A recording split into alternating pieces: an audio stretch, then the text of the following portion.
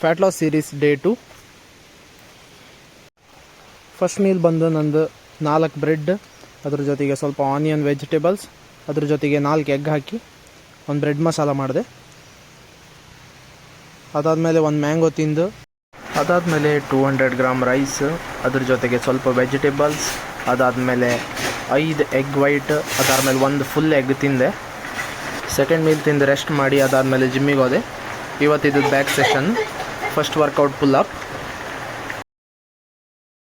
Second workout lat pull down, next workout dumbbell rowing,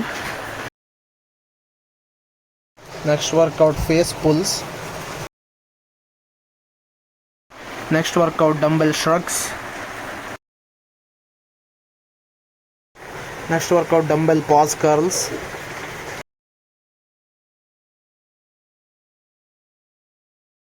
last and final workout hammer curl ಮಾಡಿ ಇವತ್ತಿನ ವರ್ಕೌಟ್ನ finish ಮಾಡಿದೆ. ಮನೆಗೆ ಬಂದರೂ ಕೂಡ ಅಮ್ಮ ಹೇಳ್ದೆ ನಾಯಿನ ವಾಕಿಂಗ್ ಕರ್ಕೊಂಡು ಹೋಗಿ ಬಾ ಅಂದಡಿ. ಸೊ ಅದಕ್ಕೆ ನಾಯಿನ ವಾಕಿಂಗ್ ಕರ್ಕೊಂಡು ಹೋಗಿ ಬಂದೆ.